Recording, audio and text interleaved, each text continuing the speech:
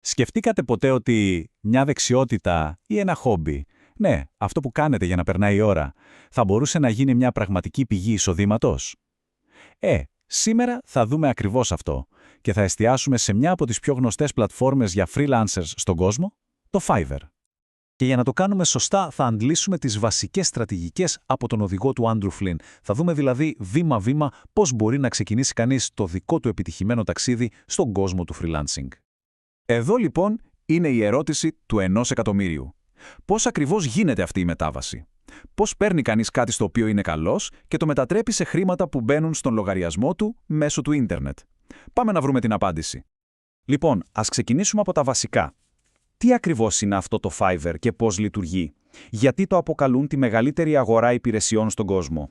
Στην ουσία, σκεφτείτε το σαν ένα τεράστιο παγκόσμιο παζάρι. Μια online πλατφόρμα όπου μπορείς να βρεις κάποιον να σου κάνει σχεδόν τα πάντα, από μικροδουλειές μέχρι ολόκληρα projects.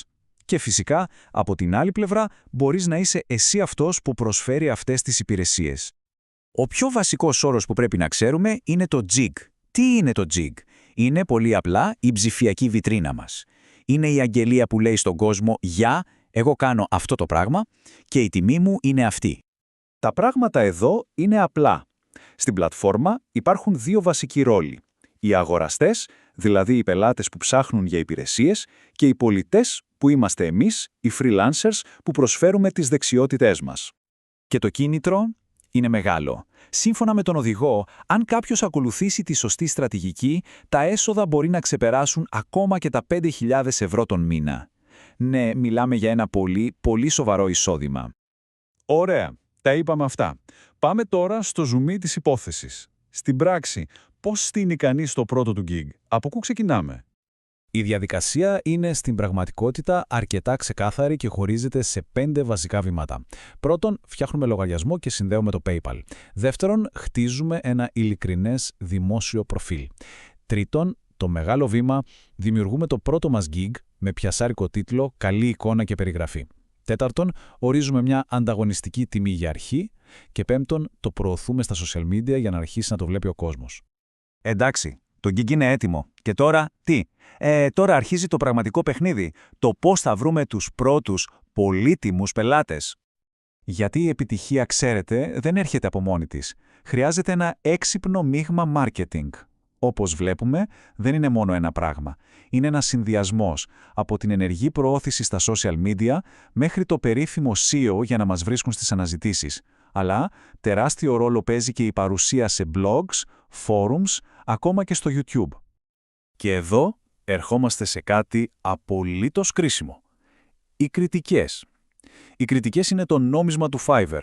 Η φράση από το βιβλίο τα λέει όλα. Οι μελλοντικοί πελάτες παίρνουν τις κριτικές και τις βαθμολογίες πάρα πολύ σοβαρά. Και για να γίνει πιο σαφές, κοιτάξτε τη διαφορά. Ο στόχος είναι πάντα εκεί πάνω, στην κορυφή. Στα 4,5 με 5 αστέρια. Αυτό σε κρατάει στο παιχνίδι, σε βγάζει μπροστά. Αν η βαθμολογία πέσει κάτω από 4 αστέρια, τότε τα πράγματα δυσκολεύουν πολύ. Είναι σαν να γίνεσαι αόρατα στα αποτελέσματα αναζήτησης.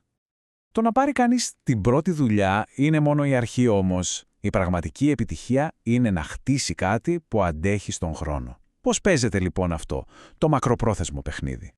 Η τιμολόγηση είναι μαραθώνιος, όχι sprint.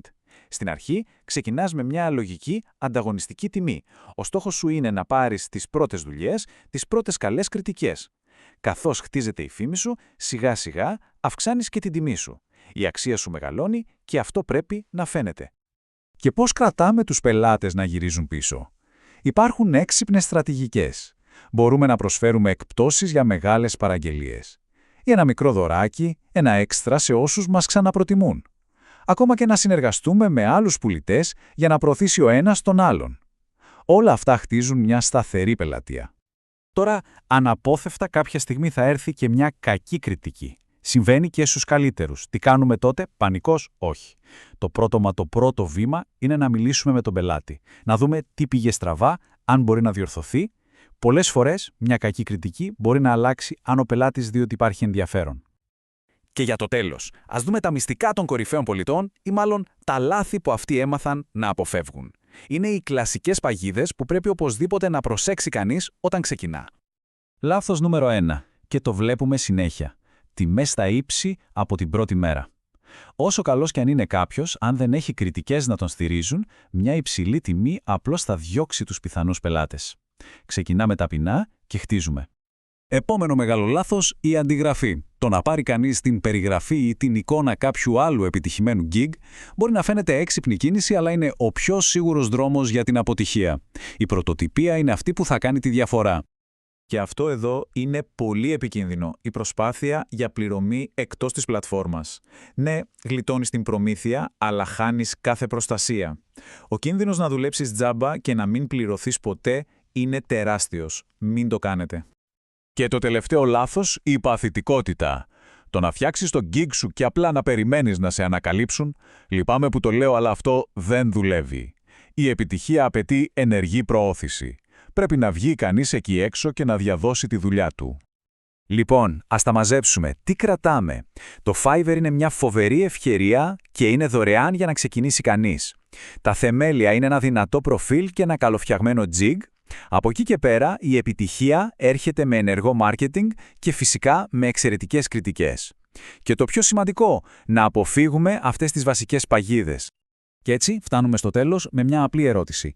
Από τη συγγραφή και το σχέδιο μέχρι τη μουσική, την οργάνωση, ποια είναι εκείνη η μία μοναδική δεξιότητα που έχει ο καθένας που θα μπορούσε να γίνει το πρώτο του gig? Σκεφτείτε το, μπορεί να είναι η αρχή για κάτι εντελώς καινούριο.